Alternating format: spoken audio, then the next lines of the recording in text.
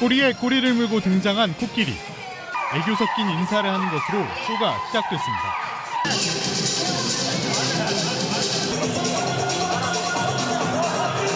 관객들이 준 바나나는 자기가 먹고 돈은 조련사에게 건넵니다. 아기 코끼리 통디와 친구들은 좁은 의자 위에 올라서 신나게 춤을 춥니다. 훌라후프를 돌리고 화살을 던져 풍선을 터뜨리고 볼링도 치고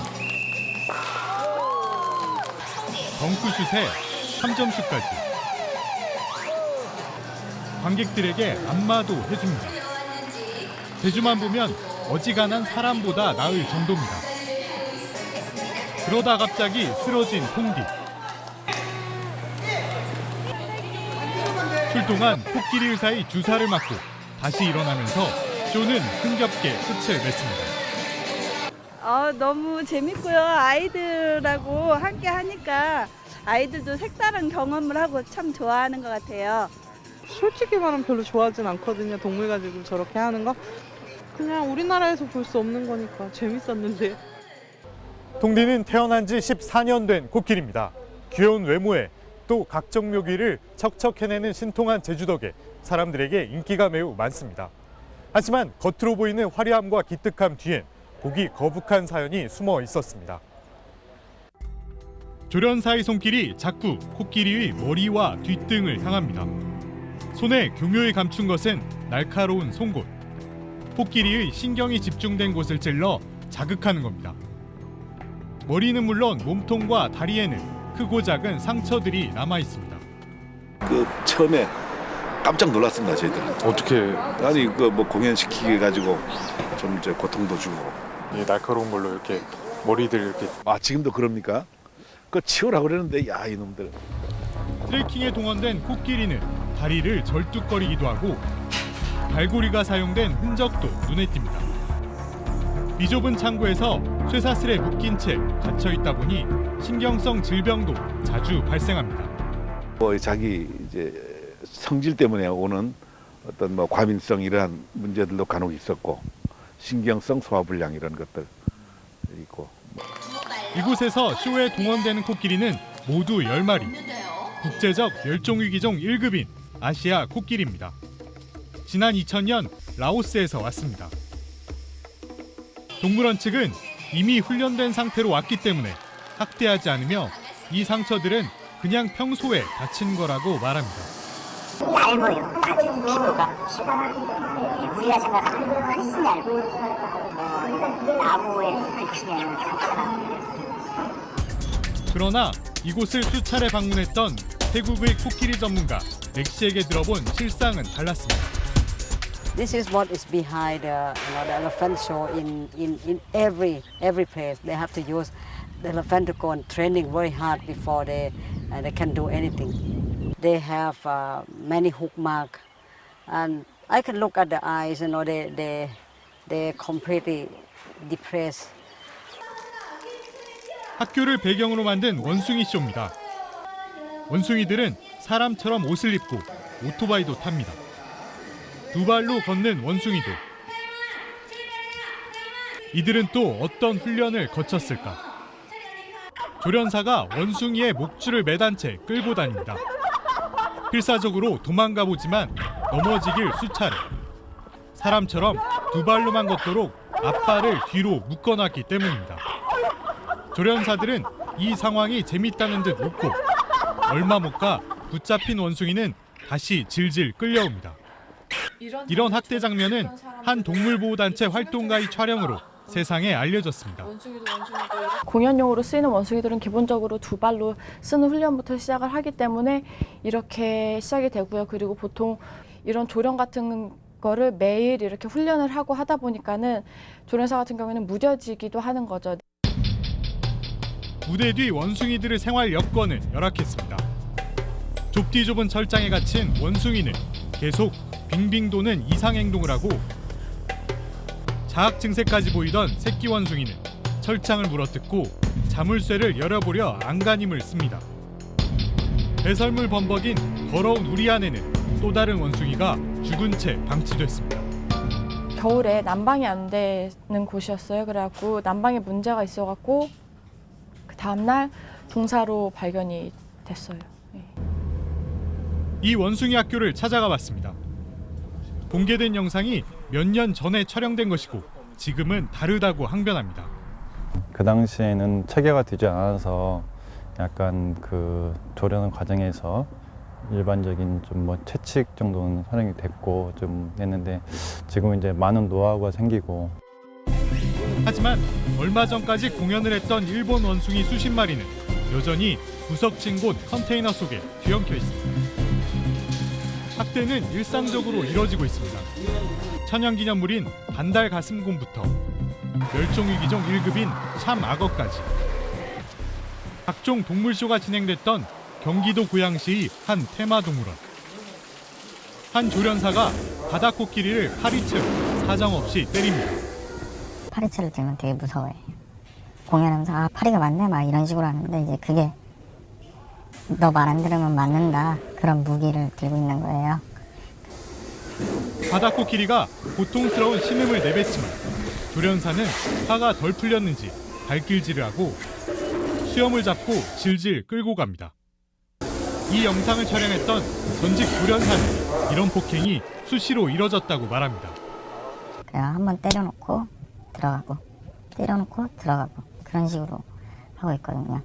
훈련시킨 대로 안 나오고 뺀질뺀질 거린다는 그런 이유로. 파문이 일자 이 동물원은 동물쇼 대신 생태체험 형식으로 바꿨지만 이름만 바뀌었을 뿐 바다코끼리는 관객들 앞에서 전과 다름없는 재주를 선보이고 있고 태국 조련사들이 진행하는 악어 생태체험 역시 과학적인 형태의 쇼에서 전혀 달라지지 않았습니다. 되풀이되는 학대가 이제는 일상이 되어버린 동물들. 즐거운 마음으로 기꺼이 한다 이렇게 생각하기 쉽겠지만 절대 그렇지 않고 먹이를 주기 때문에 하는 거고 그거를 행동을 못하면 먹이를 안 주기 그러면 자기가 굶어야 되잖아요. 똑똑하기 때문에 그걸 다 아는 거거든요. 그러니까 내가 굶지 않으려면 그 행동을 해야 되는 이런 게 계속 학습이 되는 거죠. 동물쇼에 동원되는 동물들은 대부분 국제적 멸종 위기종입니다. 그래서 동물쇼 자체를 금지하거나 동물쇼를 위해 야생동물을 포획하는 것을 제한하는 나라들이 늘고 있지만 우리나라는 어찌된 일인지 동물쇼가 점점 늘어나고 있습니다. 제주도는 말 그대로 동물쇼의 천국입니다. 코끼리쇼와 원숭이쇼, 바다코끼리쇼는 물론 수십 마리의 말이 등장하는 기마 공연과 돌고래쇼도 여러 곳에서 성업 중입니다. 심지어 더위 때 제주도의 명물 흑돼지도 동원됩니다. 하루 8번 때를 지어 미끄럼틀을 타는 쇼.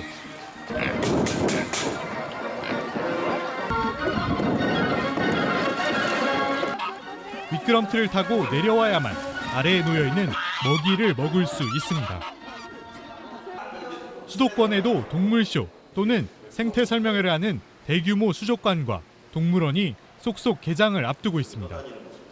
벨루가, 샌드타이거 상어 등 이름도 생소한 동물부터 바다코끼리, 제규어까지 다양한 동물들이 줄지어 한국에 들어옵니다.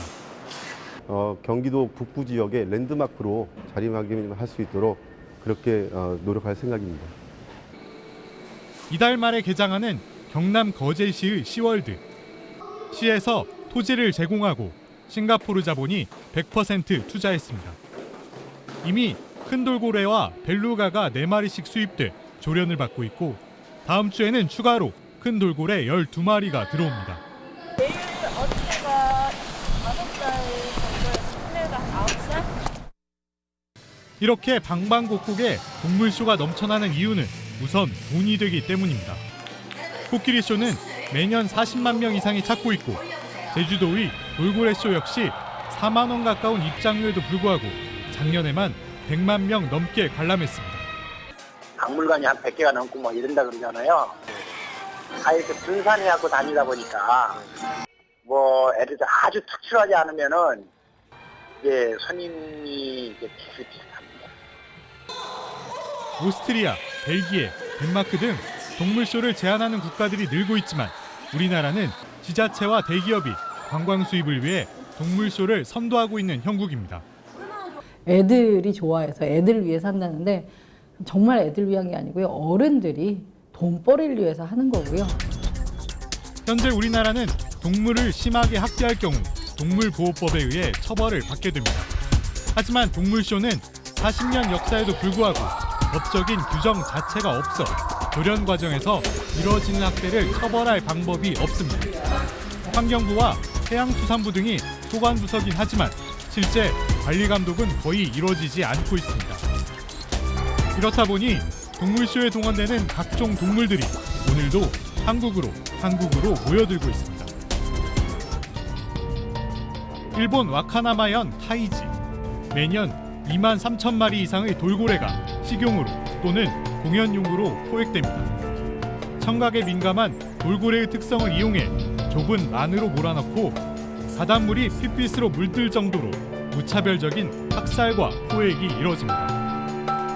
우리나라에서 쇼를 하고 있는 큰 돌고래 30여 마리도 모두 여기서 이렇게 잡혀왔습니다. 문제가 되는데도 불구하고 계속 돈이 되니까 그 사람들은 그렇게 잡는 거고, 그런 부분을 일부분 이제 한국도 일조를 하고 있는 거죠. 사실은 최근 들어서 한국의 돌고래를 가장 많이 수입하는 그런 나라로 전 세계의 주목을 받고 있는 형편입니다. 지난 2012년 우리나라에서 공연용이나 전시용으로 수입한 국제적 멸종위기종은 150여 마리. 한 번쯤 보고 즐기는 쇼를 놓고 너무 엄격한 잣대를 들이댄다는 항변도 있습니다. 현재 그 인간 중심화된 사회에서 어떤 인간의 어떤 직업 선택권이나 생존권이 우선이지, 그보다 우선화해서 동물의 어떤 그 뭐 복지권이라든가 뭐 활동권 이런 것을 주장한 것은 시기상조라고 좀 생각하고 있습니다. 하지만 전문가들은 이제 동물쇼를 바라보는 시각에 새로운 변화가 필요하다고 지적합니다. 게다가 우리가 관심이 있어야 되는 그들의 진짜 생태와 진화와 어떤 생물학적 특징과 우리의 유연성이지, 걔네가 무슨 그 조끼를 입혀놓으면 예쁜지 이런 게 아니거든요. 뭐 그것은 당연히 아주 저열한 어떤 호기심일 뿐이죠.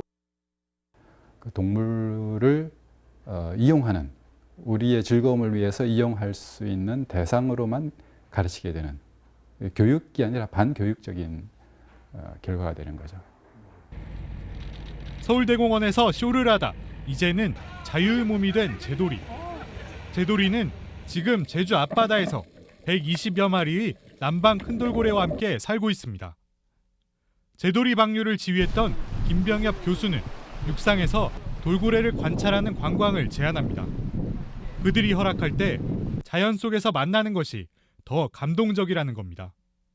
30-40m 내에서는 거의 이제 관찰이 가능합니다. 뭐 생태적으로 잘 보존도 되면서 또 인간으로서는 충분히 보면서 자연 상태를 느낄 수 있는 이런 게 가장 좋은 거죠. 신기하다, 재밌다. 이런 말들 속에 우리는 어쩌면 동물쇼의 뒷모습을 외면했는지 모릅니다. 동물의 자연 그대로의 모습이 아니라 우리가 보고 싶은 모습에 그들을 억지로 끼워 맞춰온 것은 아닌지 진지하게 고민해 볼 일입니다.